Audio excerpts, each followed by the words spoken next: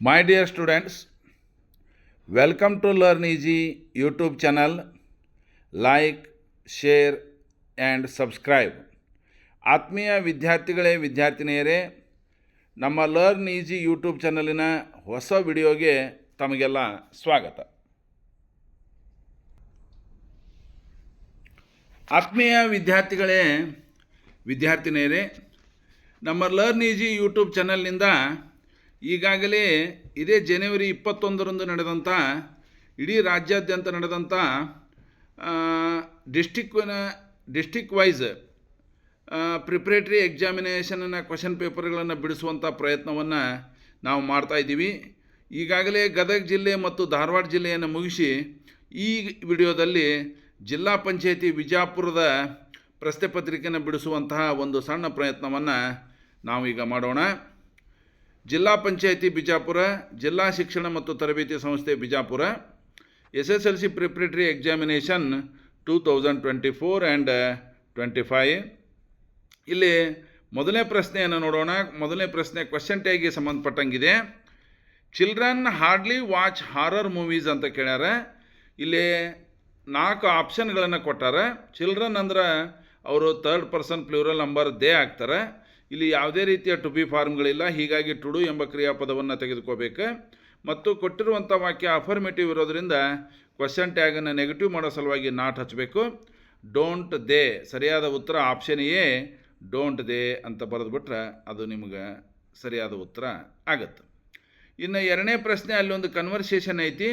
ಆ ಕನ್ವರ್ಸೇಷನನ್ನು ಓದ್ಕೊಂಡು ನೀವು ಲ್ಯಾಂಗ್ವೇಜ್ ಫಂಕ್ಷನನ್ನು ಹೇಳಬೇಕು.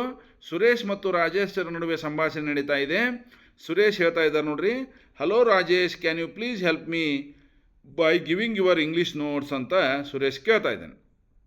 ರಾಜೇಶ್ ಏನು ಹೇಳ್ತಾ ಇದ್ದಾನೆ, ಶ್ಯೂರ್ ಟೇಕ್ ಇಟ್ ಅಂತಂದು ಹೇಳ್ತಾ ಇದ್ದಾನೆ. ಇಲ್ಲಿ ಅಂಡರ್ಲೈನ್ ಮಾಡಿದ ಸೆಂಟೆನ್ಸನ್ನು ಗಮನಿಸಿರಿ. Can you please help me by giving your English notes ಅನ್ನೋದಕ್ಕೆ ಅಂಡರ್ಲೈನ್ ಮಾಡ್ಯಾರ. ಪ್ಲೀಸ್ ಅಂತ ಬಂದುಬಿಟ್ರೆ ನಿಮ್ಗೆ ಗೊತ್ತಿರಲಿ ವಿದ್ಯಾರ್ಥಿಗಳೇ, ಅದು ಯಾವಾಗಲೂ ರಿಕ್ವೆಸ್ಟ್ ಆಗುತ್ತೆ. Answer option D request. ಅದೇ ರೀತಿ ಮೂರನೇ ಪ್ರಶ್ನೆಗೆ ಹೋಗೋದಾದ್ರೆ ಅಲ್ಲಿ ಇನ್ಫಿನಿಟಿವನ್ನು ಕಂಡುಹಿಡಿಯೋದೈತಿ.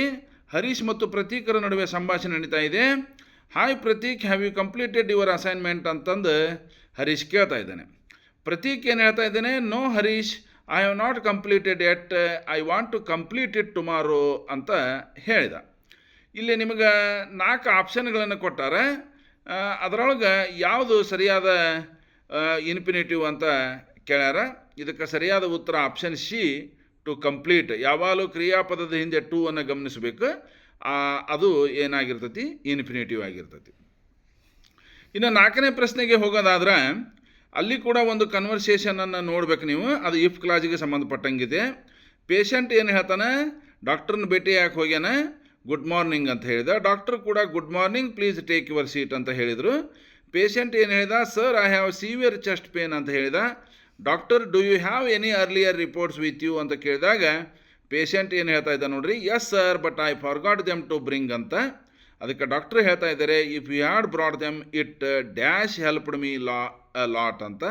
ನಿಮಗೆ ಮತ್ತೆ ಅದೇ ರೂಲನ್ನು ನೆನಪು ಮಾಡಿಕೊಡ್ತಾ ಇದ್ದೀನಿ. ಕೊಟ್ಟಿರುವಂಥ ವಾಕ್ಯದೊಳಗೆ ಹ್ಯಾಡ್ ಹೆಲ್ಪಿಂಗ್ ವರ್ಬ್ ಇದೆ. ಬ್ರಿಂಗ್ ಅನ್ನೋದ್ರ V3 ಫಾರ್ಮ್ ಬ್ರಾಟನ್ನು ಇಲ್ಲಿ ಮೇನ್ ವರ್ಬಾಗಿ ಬಳಸ್ಯಾರ ಅಂದಮೇಲೆ ಕೊಟ್ಟಿರುವಂಥ ವಾಕ್ಯ ಪಾಸ್ಟ್ ಪರ್ಫೆಕ್ಟ್ ಟೆನ್ಸ್ನೊಳಗಿದೆ. ಪಾಸ್ಟ್ ಪರ್ಫೆಕ್ಟ್ ಟೆನ್ಸ್ನೊಳಗೆ ವಾಕ್ಯ ಇತ್ತಂದ್ರೆ ಅಲ್ಲಿ ಯಾವಾಗಲೂ ವುಡ್ ಹ್ಯಾವ್. ಸರಿಯಾದ ಉತ್ತರ B would have is a right answer. ಇನ್ನು ಕ್ವಶನ್ ನಂಬರ್ 5 ಸಿಲೆಬಲ್ಸ್ಗೆ ಸಂಬಂಧಪಟ್ಟ ಪ್ರಶ್ನೆ. Which one of the following word has 1 syllable ಅಂತ ಕೇಳ್ಯಾರ. Here there are 4 words are there. First one loyal, second one boy, third one govern, fourth one milky. Right answer is boy. My dear students, we going to 6th question, collocative word. Combine the word in column A with its collocative word in column B. In column A there are only 1 word is there, but in column B there are 4 words are there. 1 word is collocative to first one. Here is a lunch. In B section there are 4 words, meal, box, rice, kitchen. Right answer is lunch box. Box is a right answer. We go to 7th question. it is considered to article, there is a dash FIR against him. Here you consider the sound. Here the word starting from F, but it is a sound like a vowel, so we used article an. There is an FIR against him. Got it. Next we go to linker. Dash he studies hard, he will not be pass the examination unless he studies hard. He will not pass the examination. Unless is the right answer. Next we go to preposition. Every day our teacher takes class in the morning dash 10 o'clock, at 10 o'clock. At is a right preposition. Next question number 10. Appropriate tense form. Lakshmi dash into bracket B plus prepare notes now. You make it is a present continuous. So B, Lakshmi is a B form is. Prepare, ing is added to prepare. So right answer is Lakshmi is preparing notes now. Next question number 11. It is considered to parts of speech. There are some books of R.K. Narayan in the library. Some is an underlined word. Some is here adjective. Next question number 12. Correct form of word given in brackets. They give in bracket popular. He is known for his dash. Answer is popularity. Popularity is a right answer. Next question number 13. Own sentence. You make a own sentence. Word is present, but there is a condition is there. Present must be a verb, not noun. If you are used as a presentation sense, it became a noun. It is a wrong. You must be used present as a verb only. So answer is he presents his lesson very well. Simple present tense sentence. Next question number 14. Change into passive voice. He ate all the bananas. He is a subject. Ate is a main verb. All the bananas are object. Given sentence is in past form. Eat, ate, eaten. First we change object into subject. All the bananas write first. All the bananas were in plural form. In past tense we used were for plural form. Eat V3 form eaten, eat, ate, eaten. Preposition by. Object form of he is him. So he ate all the bananas. Answer all the bananas were eaten by him. Next we go to 15th question. It change into comparative degree. Rahul Dravid is one of the best cricket player in the world. Rahul Dravid, best the comparative form. Rahul Dravid is better than any other cricket player in the world. Good, better, best. Adjective. Next question number 16. Change into indirect speech. Teacher and students discussion. Hello, my dear students. Just correction it. Students, hello madam. Teacher, have you completed your project? You underline sentence is have you completed your project. You must be changed it into indirect. Teacher asked student if it is a if or yes or no question. If you have you completed your project, answer is yes or no. So whenever we change yes or no question into indirect speech, we must be used if or whether. ಇಲ್ಲಿ ಸ್ವಲ್ಪ ವಿದ್ಯಾರ್ಥಿಗಳಿಗೆ ಗಮನಿಸಿರಿ. Teacher ಕೇಳ್ತಾ ಇದ್ದಾರೆ, ನೀವು ನಿಮ್ಮ ಪ್ರಾಜೆಕ್ಟನ್ನು ಮುಗಿಸಿದ್ದೀರಾ, ಇದಕ್ಕೆ ಉತ್ತರ ಏನು ಬರ್ತೈತಿ? ಎಸ್ ಅಂತರ ಬರ್ತೈತಿ, ನೋ ಅಂತರ ಬರ್ತೈತಿ. ಎಸ್ ಆರ್ ನೋ ಕ್ವಶನ್ ಇದ್ದಾಗ ನೀವಲ್ಲಿ ಇಫರ ಬಳಸಬೇಕು, ವೆದರರ ಬಳಸಬೇಕು. ಎರಡೂ ಬಳಸಂಗಿಲ್ಲ, ಯಾವ್ದು ಬಳಸಿದ್ರು ಕರೆಕ್ಟ. ಟೀಚರ್ ಆಸ್ಕ್ಡ್ ಸ್ಟೂಡೆಂಟ್ಸ್, ನಾನಿಲ್ಲಿ ವೆದರ್ ಬಳಸೀನಿ. ಯು ಅಂದ್ರೆ ದೇ, ವೆದರ್ ದೇ. ಇಲ್ಲಿ ಕಂಪ್ಲೀಟೆಡ್ ಅಂದರೆ ಸಿಂಪಲ್ ಪಾಸ್ಟ್ ಟೆನ್ಸ್ ಅಂತಿ. Simple past tense change into past perfect ಅಂತ ರೂಲು. ಹೀಗಾಗಿ ದೇ ಹ್ಯಾಡ್ ಕಂಪ್ಲೀಟೆಡ್ ಆಯಿತು, ಯುವರ್ ಇದ್ದದ್ದು ದೇರ್ ಆಯಿತು. THEIR ಮಾಡ್ಕೊರಿ, ಅದನ್ನು THERE ಅಲ್ಲ, ಅದನ್ನು THEIR ದೇರ್ ಮಾಡ್ಕೊಂಡು ದೇರ್ ಪ್ರಾಜೆಕ್ಟ್ ಅಂತ ಮಾಡಿಬಿಟ್ರೆ it is a right answer. Next we go to edit. Two here there are 2 errors. I sent a messenger up to the mountains for Don Anselmo. It took an week to arrange a meeting. ಇಲ್ಲಿ ಒಂದು capital ಲೆಟರ್ನೊಳಗೆ mistake ಆಗೈತಿ, ಒಂದು ಆರ್ಟಿಕಲ್ನೊಳಗೆ mistake ಆಗೈತಿ ಅಂತ ಹೇಳ್ಯಾರ. ಇಲ್ಲಿ ನೋಡ್ರಿ, an weak ಅಂತ ಕೊಟ್ಟಾರಲ್ಲ, ಅದು ಅ ವೀಕ್ ಆಗ್ಬೇಕು, ಅದು ಆರ್ಟಿಕಲ್ ಕರೆಕ್ಷನ್ ಆಯ್ತು. ಅನ್ಸೆಲ್ಮೋ ಬರೆಯುವ ಹೊತ್ನ್ಯಾಗ ಎ ಎನ್ನ ಸ್ಮಾಲ್ ಲೆಟರ್ನಾಗ ಬರ್ದಾರ, ಅದು ಕ್ಯಾಪಿಟಲ್ ಆಗ್ಬೇಕು. ಹೀಗಾಗಿ ಇಲ್ಲಿ ನಾನು ರೆಡ್ ಇಂಕ್ನೊಳಗೆ ಎ ಮತ್ತು ಎರಡೂ ಕಡೆ ಏನ ಕನ್ಫ್ಯೂಸ್ ಆಗಲಿ ಅಂತ ನಿಮಗೆ ಈ ಥರದ ಕೊಟ್ಟಿರ್ತಾರೆ. ನೀವು ಒಂದನೇದ್ದು ಅನ್ಸೆಲ್ಮೋದ ಎ ಚೇಂಜ್ ಮಾಡಬೇಕು, ಎರಡನೇದ್ದು ಆ್ಯನ್ ಇದ್ದಲ್ಲಿ ಎ ಹಾಕಿಬಿಟ್ರೆ it is a suitable answer. Next question number 4, main question number 4, 2-3 ವಾಕ್ಯದಲ್ಲಿ ಉತ್ತರಿಸಿರಿ. 7 ಪ್ರಶ್ನೆಗಳು ಇರ್ತವೆ, ಒಂದೊಂದಕ್ಕೆ 2 ಅಂಕ, ಒಟ್ಟು ಅಂಕಗಳು 14. ಇಲ್ಲಿ ಗಮನಿಸಿರಿ, 1ರಿಂದ 16 ಪ್ರಶ್ನೆಗಳಿಗೆ 1 ಅಂಕ, 17ನೇ ಪ್ರಶ್ನೆಗೆ ಮಾತ್ರ 2 ಅಂಕ. ಈಗ ನೀವು 18ನೇ ಪ್ರಶ್ನೆಯಿಂದ ಏನು ಉತ್ತರಿಸ್ತಿರಲ್ಲ, ಇವು 7 ಪ್ರಶ್ನೆಗಳು, 7ಕ್ಕೆ 14 ಅಂಕ. Answer the following question. ಒಂದೇದು ನೋಡೋಣ. What did Swami remember while he was sleeping in his father's office ಅಂತ. ಸ್ವಾಮಿ ತಂದೆಯವರ ಆಫೀಸ್ನಲ್ಲಿ ಮಲ್ಕೊಂಡಾಗ ಅವನಿಗೆ ಏನೇನು ನೆನಪು ಅಂತಂತ. Swami remembered all the devil and ghost stories his friend Mani had seen the devil in banyan tree. ಒಂದೇದ್ದು ಅವನಿಗೆ ನೆನಪಾದದ್ದು ಎಲ್ಲ ದೆವ್ವದ ಕಥೆಗಳು. ಅದ್ರ ಜೊತೆಗೆ ಅವನ ಫ್ರೆಂಡ್ ಮಣಿ ಹೇಳಿದ್ನಲ್ಲ, ನಾನು ಆಲದ ಮರದೊಳಗೆ ದೆವ್ವ ನೋಡೀನಿ ಅಂತ ಹೇಳಿದ್ನಲ್ಲ, ಈ ವಿಷಯ ಎಲ್ಲ ಸ್ವಾಮಿಗೆ ನೆನಪಿಗೆ ಬಂತು.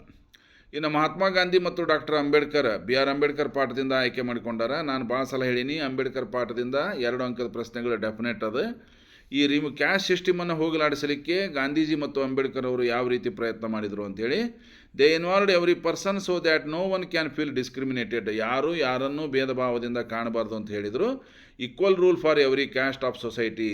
ಸಮಾಜದ ಎಲ್ಲ ಜಾತಿಗಳಿಗೆ ಸಮಾನವಾದ ಅವಕಾಶಗಳು ಸಿಗಬೇಕು ಅನ್ನೋದೇ ಇಬ್ಬರ ಬೋಧನೆಯಾಗಿತ್ತು ಅಂತ ಬರೆದುಬಿಟ್ರೆ it is a right answer. ಇನ್ನು Anant was a talented boy, justify ಅಂದ್ರೆ ಅನಂತ್ ವಾಸ್ ಎಕ್ಸಲೆಂಟ್. ಯಾವ್ಯಾವ್ದ್ರೊಳಗೆ ಅವನು ಎಕ್ಸಲೆಂಟ್ ಆಗಿದ್ದ, ಸ್ಪೋರ್ಟ್ಸ್ನೊಳಗಿದ್ದ, ತನ್ನ ಸ್ವಂತದೇ ಆದಂಥ ಟ್ಯೂನ್ಗಳನ್ನು ರಚನೆ ಮಾಡ್ತಾ ಇದ್ದ, ಅದನ್ನು ಬರೀಬೇಕು. Including sports, music and drawing. ಇದ್ರ ಜೊತೆಗೆ he was a best table tennis player, fastest runner ಅಂತ ಬರೆದ್ರೂ ಕೂಡ ಏನು ತಪ್ಪಿಲ್ಲ. ಇನ್ನು ವೈ ವೇರ್ ಕೆಲ್ಲಿಸ್ ಬರೋಕ್ ಸಮನ್ಡ್ ಟು ಜಿನಿವಾ. ಜಿನಿವಾಕ್ಕೆ ಕೆಲ್ಲಿಸ್ ಬರೋಕ್ ಅವ್ರನ್ನ ಯಾಕೆ ಕರೆಸಿದರು ಅಂತ ಕೇಳ್ತಾ ಇದ್ದಾರೆ. ಇದಕ್ಕೆ ಆನ್ಸರ್ ನೋಡ್ಕೊರಿ. He is a research on earthquake prediction. ಅದು ಕಾಸ್ಮಿಕ್ ಸೆಸ್ಮಿಕ್ ವೇವ್ಸ್ ಮೇಲೆ ಅವ್ರದ್ದು ಎಕ್ಸ್ಪೆರಿಮೆಂಟ್ ಇತ್ತಲ್ಲ, ಹೀಗಾಗಿ the scientist want to stop nuclear test. ಜಗತ್ತಿನಾದ್ಯಂತ ನಡೀತಾ ಇರುವಂಥ ನ್ಯೂಕ್ಲಿಯರ್ ಟೆಸ್ಟ್ಗಳನ್ನು ಬ್ಯಾನ್ ಮಾಡಬೇಕಾಗಿತ್ತು. ಅದಕ್ಕೆ ಇವರು ಮಾಡಿದಂಥ ಆ ಅಧ್ಯಯನ ಏನೈತೆ ಅದು ಭಾಳ ಹೆಲ್ಪ್ ಆಗುತ್ತೆ ಅಂಥೇಳಿ ದೇ ಕಾಲ್ಡ್ ಕೆಲಿಸ್ ಬರೋಕ್ ಟು ಜಿನಿವಾಸ್ ಮೀಟ್ಸ್ ಅಂತ ಬರೆದುಬಿಟ್ರೆ it is a right answer. Jazz ಪ್ಲೇಯರ್ನನ್ನು ಯಾಕೆ ಪ್ಯಾಥೆಟಿಕ್ ಫಿಗರ್ ಅಂತ ನೀವು ಕನ್ಸಿಡರ್ ಮಾಡ್ತೀರಿ ಅಂತ ಕೇಳ್ಯಾರ. The jazz player has pathetic appearance. ನೋಡಲಿಕ್ಕೆ ಅವ ದುಃಖದಿಂದ ಕೂಡಿದ ಅವನ ಮುಖ, wrinkled face, closed eyes, full of worries ಅಂತ ಬರೆದುಬಿಟ್ರೆ it is a right answer. How can you say that march was unusual in Narayanpur incident ಅಂತ ಕೇಳ್ಯಾರ. ಇಲ್ಲಿ 6 ಕ್ವಶನ್ 2 ಕೊಟ್ಟು 1 ಬರೆಯೋಕೆ ಹೇಳಿರ್ತಾರೆ. ನಾನು ಡೈರೆಕ್ಟ್ ಕ್ವಶನ್ 1ನೇದ್ದು ನಿಮಗೆ ಇಲ್ಲಿ ಆನ್ಸರ್ ಕೊಟ್ಬಿಟ್ಟಿನಿ, 2ನೇದು ಬಿಡ್ಸೋಕೆ ಹೋಗಿಲ್ಲ. The students march was unusual because they marched silently without shouting or slogans ಅಂತ ಬರೆದುಬಿಟ್ರೆ ಅದು ಸಫಿಷಿಯೆಂಟ್ ಆದಂಥ ಉತ್ತರ ಆಗತ್ತೆ. ಇನ್ನು why did Hanif H capital ಮಾಡ್ಕೊರಿ ಅದನ್ನು. To join army as is mission. ಸೈನ್ಯವನ್ನು ಸೇರುವುದೇ, ಮಿಷನ್ ಅಂದ್ರೆ ಗುರಿ, ಸೈನ್ಯವನ್ನು ಸೇರುವುದೇ ಅವನ ಅಂತಿಮ ಉದ್ದೇಶವಾಗಿತ್ತು, ಗುರಿಯಾಗಿತ್ತು. ಹೇಗೆ ಅಂದ್ರೆ Hanifuddin choose to join army. ದೇಶಭಕ್ತಿ ಅವನಲ್ಲಿತ್ತು, ದೇಶ ಸೇವೆ ಮಾಡಬೇಕು, ಆ ಮುಖಾಂತರ ಇತರ ಬದುಕಿನಲ್ಲಿ ಒಂದು ಬದಲಾವಣೆಯನ್ನು ತರಬೇಕು ಅವನ ಉದ್ದೇಶ ಆಗಿತ್ತು. ಅದನ್ನು ಅಲ್ಲಿ ಬರೆದೀನಿ, ಅದನ್ನು ಕಾಪಿ ಮಾಡ್ಕೊಳ್ಳಿ. ಇನ್ನು ಮೇನ್ ಕ್ವಶನ್ ನಂಬರ್ 5, 5-6 ವಾಕ್ಯದಲ್ಲಿ ಉತ್ತರಿಸಿರಿ ಐತಿ. Satish Gujral was among the 4 artist of India, justify ಅಂತ. ಸತೀಶ್ ಗುಜರಾಲ್ರ ಬಗ್ಗೆ ಬರೀಬೇಕು ನೀವು. And Indian painter, sculpture and muralist as well as writer also. After post independent, ಹೌದಾ. ರೋರಿಚ್, ರಷ್ಯಾದ ಒಬ್ಬ ಆರ್ಟಿಸ್ಟ್ ಇತ್ತ ರೋರಿಚ್, ಮತ್ತು MF ಹುಸೇನರ ಸಾಲಿನಲ್ಲಿ MF ಹುಸೇನ್ ಕ್ಯಾಪಿಟಲ್ ಆಗ್ಬೇಕು, ಅದು M ಕ್ಯಾಪಿಟಲ್ ಆಗ್ಬೇಕು. ಅದನ್ನು ನೀವು ಅವ್ರ ಸಾಲಿನಲ್ಲಿ ಇವರು ಕೂಡ ಬರ್ತಾರ ಅಂತ ಬರೆದುಬಿಟ್ರೆ it is a sufficient answer. Next 26ಗೆ ಹೋಗೋದಾದ್ರೆ how did the land express its patience in the poem I am the land ಅಂತ ಕೇಳ್ಯಾರ. The land is a patient when it's bought and sold treated as a commodity or when a fence is built around it ಅಂತ ಬರೀಬೇಕು. ಅಂದ್ರೆ ಅದು ಒಂದು ವ್ಯಾಪಾರಿ ವಸ್ತುವಿನ ರೀತಿಯಲ್ಲಿ ಅದನ್ನು ಮಾರಿದಾಗ ಕೊಂಡುಕೊಂಡಾಗಲೂ ಕೂಡ ಭೂಮಿ ತಾಯಿ ಸಹನೆಯಿಂದನೇ ಕಾಯ್ತಾಳೆ. ಅದ್ರ ಅವಳ ಸುತ್ತ ಬೇಲಿ ಹಾಕಿದಾಗೂ ಕೂಡ ಆಕೆ ತಾಳ್ಮೆಯಿಂದನೇ ಅದಳ ಅಂಥೇಳಿ ಕವಿ ಹೇಳ್ತಾನಲ್ಲ, ಅದನ್ನು ನೀವು ಇಲ್ಲಿ ಬರೀಬೇಕು. ನೆಕ್ಸ್ಟ್ 27ನೇ ಪ್ರಶ್ನೆಗೆ ಹೋಗೋದಾದ್ರೆ ಅಲ್ಲಿ ಎಕ್ಸ್ಟ್ರಾಕ್ಟ್ಗಳು ಬರ್ತಾವೆ ನೋಡ್ರಿ. 4 ಎಕ್ಸ್ಟ್ರಾಕ್ಟ್ಗಳು ಇರ್ತವೆ. ಒಂದು ಪೋಯಟ್ರಿ ಸೆಕ್ಷನಿಂದ ಇರ್ತೈತಿ, 3 ಪಾಠದ ಸೆಕ್ಷನ್ನಿಂದ ಇರ್ತವೆ. ಒಂದೊಂದಕ್ಕೆ 3 ಅಂಕ. There is a closer place I know of. ಎಂದು ಕೇಳಾರ್ದಂಥ ಹೊಸ ಎಕ್ಸ್ಟ್ರಾಕ್ಟ್ ಕೇಳ್ಯಾರ ನೋಡ್ರಿ ಇಲ್ಲಿ. There is a girl by the tracks ಪಾಠದಿಂದ ನನಗೆ ಬೇರೆ ಒಂದು ಪ್ಲೇಸ್ ಗೊತ್ತೈತಿ, ಅಲ್ಲಿಗೇನು ಹೋಗೋದು ಬೇಡ ಅಂತಾರಲ್ಲ, ಏನದು ಅಂತ ಕೇಳ್ಯಾರ. ಯಾರು ಈ ಮಾತನ್ನು ಹೇಳಿದವರು ಅಂತ ಬಾಳೇಶ್ವರ. ಯಾರಿಗೆ ಹೇಳಿದರು ಅಂದ್ರೆ ಟಿಂಪೋ ಟ್ರಕ್ ಡ್ರೈವರ್ಗೆ ಹೇಳಿದ್ದು. ಯಾವಾಗ ಹೇಳಿದರು ಅಂದ್ರೆ when police said Roma take Airoli hospital at the time Baleshwar said above statement ಅಂತ ಬರೀಬೇಕು. ಯಾಕಂದ್ರೆ 10 ಕಿಲೋಮೀಟ್ರ್ ದೂರದಲ್ಲಿರುವಂಥ ಐರೋಳಿ ಹಾಸ್ಪಿಟ್ಲಿಗೆ ಕರ್ಕೊಂಡು ಹೋಗೋಂಥ ಪೊಲೀಸ್ ಕಾನ್ಸ್ಟೇಬಲ್ ಹೇಳಿದ್ನಲ್ಲ, ಅವಾಗ ಆ ಟಿಂಪೋ ಟ್ರಕ್ ಡ್ರೈವರ್ ಅಲ್ಲಿಗೆ ಹೊಡ್ಯಾಕೆ ಕುಂತು ಬಿಟ್ಟಿದ್ದವ ಗಾಡಿ. ಅಷ್ಟು ದೂರ ಹೊಡ್ಕೊಂಡು ಗಾಡಿ ತೊಗೊಂಡು ಹೋದ್ರೆ ಈಕಿ ಭಾಳ ಚಿಂತಾಜನಕ ಸ್ಥಿತಿಯೊಳಗೆ ಇದ್ದಾಳ. ಅದಕ್ಕೆ ಅದು ಬೇಡ, ನನಗೆ ಇನ್ನೊಂದು ಪ್ಲೇಸ್ ಗೊತ್ತೈತಿ, ಅಲ್ಲಿಗೆ ಹೋಗೋಣ ಹೊಡೀರಿ ಅಂತ ಹೇಳ್ತಾನಲ್ಲ, ಅಲ್ಲಿ ಬಂದಂಥದ್ದು. ಇದು ಭಾರಿ ಟಫ್ ಐತೆ ನೋಡ್ರಿ. ಅದಕ್ಕೆ ನೀವು ಪಾಠವನ್ನು ಲೈನ್ ಬೈ ಲೈನ್ ಓದ್ರಿ ಅಂತ ಹೇಳೋದು ಇದೇ ಉದ್ದೇಶಕ್ಕೆ. ಎಂದು ಕೇಳಿಲ್ಲ ಈ ಆರ್ ಸಿ, ಹೊಸ ಆರ್ ಸಿನ ಕೇಳ್ಯಾರ. Next, I sold them my property but I did not sell the trees in the orchard. ಈ ಮಾತನ್ನು ಹೇಳಿದವರು ಯಾರು? ನಾನು ನಿಮಗೆ ತೋಟವನ್ನು ಮಾತ್ರ ಮಾರಿದ್ದೀನಿ, ತೋಟದಲ್ಲಿರುವಂಥ ಗಿಡಗಳನ್ನಲ್ಲ ಅಂತ ಹೇಳಿದವರು ಯಾರು ಅಂತ ಕೇಳ್ಯಾರ. ಡಾನ್ ಅನ್ಸೆಲ್ಮೋ ಅಂತ ಬರೀಬೇಕು. ಈ ತೋಟವನ್ನು ಕೊಂಡುಕೊಂಡವ್ರು ಯಾರು ಅಂತ ಕೇಳ್ಯಾರ. ಅಮೇರಿಕನ್ಸ್ ಅಂತ ಬರೀಬೇಕು. ಯಾಕೆ ಲೇಖಕರು, ಯಾಕೆ ಈ ಅನ್ಸೆಲ್ಮೋರವರು ಈ ರೀತಿ ನಾನು ಗಿಡ ಮರಗಳನ್ನು ಮಾರಾಟ ಮಾಡಿಲ್ಲ ಅಂತ ಹೇಳ್ತಾರ ಅಂತ ಕೇಳಿದಾಗ, because the trees belong to the children of Rio in Medio. Rio in ಮಿಡಿಯೋದ ಮಕ್ಕಳಿಗೆ ಸೇರಿದಂಥ ಗಿಡಗಳವು, ಅವು ಅನ್ಸೆಲ್ಮೋರಿಗೆ ಸೇರಿದ್ದಲ್ಲ. ಹೀಗಾಗಿ ಆ ಗಿಡಗಳನ್ನು ಮಾರುವ ಹಕ್ಕು ನನಗಿಲ್ಲ ಅನ್ನುವಂಥ ಅರ್ಥದಲ್ಲಿ ಅನ್ಸೆಲ್ಮೋರವರು ಈ ಮಾತನ್ನು ಹೇಳಿದರು. ನೆಕ್ಸ್ಟ್ ಎಕ್ಸ್ಟ್ರಾಕ್ಟಿಗೆ ಹೋಗೋದಾದರೆ, discipline is the thing of the past sir, it's you are us. ಇದು ಡಿಸ್ಕವರಿ ಪಾಠದಿಂದ ಆಯ್ಕೆ ಮಾಡ್ಕೊಂಡಾರ. ಈ ಮಾತನ್ನು ಹೇಳಿದವರು ಯಾರು ಅಂದ್ರೆ ಫ್ರಾನ್ಸಿಸ್ಕೋ. ಇಲ್ಲಿ ಸರ್ ಅಂತ ಕರೆದಿರೋದು ಯಾರನ್ನಂದ್ರೆ ಕ್ರಿಸ್ಟಫರ್ ಕೊಲಂಬಸ್. ಈ ಮಾತನ್ನು ಹೇಳಿದವರ ಮೂಡ್ ಯಾವ ರೀತಿ ಅಂದ್ರೆ ರೆಬಿಲಿಯಸ್ ಮೂಡ್ ಅಂತ ಬರೆದುಬಿಟ್ರೆ ಸ್ವಲ್ಪ ಸಿಟ್ಟಿನಿಂದನೇ ಮಾತಾಡಿದ್ದು ಇದು ಸಫಿಷಿಯೆಂಟ್ ಆದಂಥ ಉತ್ತರ ಆಗುತ್ತೆ. ಇನ್ನು there will not be any calendar, there will not be any clock. ಇದು up to outer space tomorrow morning ಪದ್ಯದಿಂದ ಆಯ್ಕೆ ಮಾಡಿಕೊಂಡಂಥ ಒಂದು ಸ್ಟೇಟ್ಮೆಂಟ್ ಆಗಿದೆ.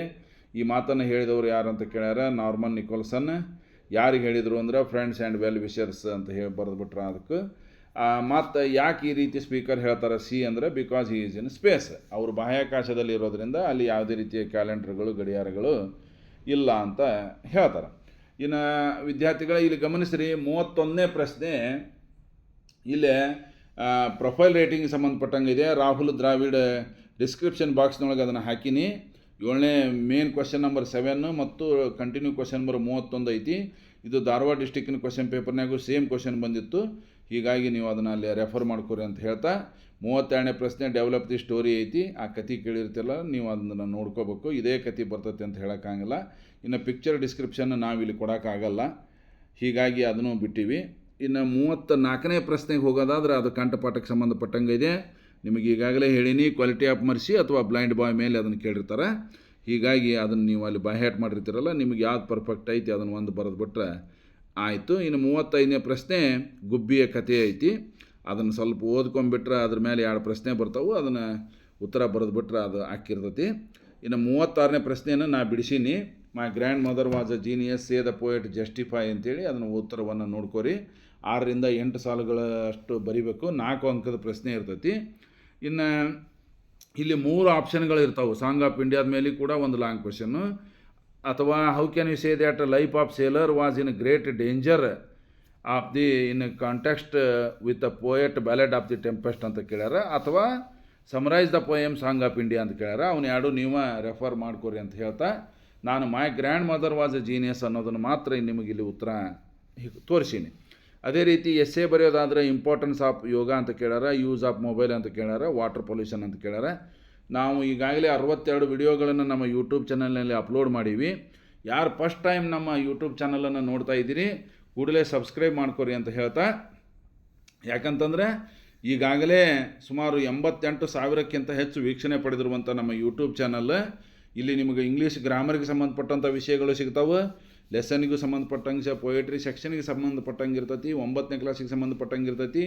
ಕೆಲವು ಮೋಟಿವೇಶ್ನಲ್ ವಿಡಿಯೋಗಳನ್ನು ಕೂಡ ನೀವು ನೋಡ್ಬೋದು.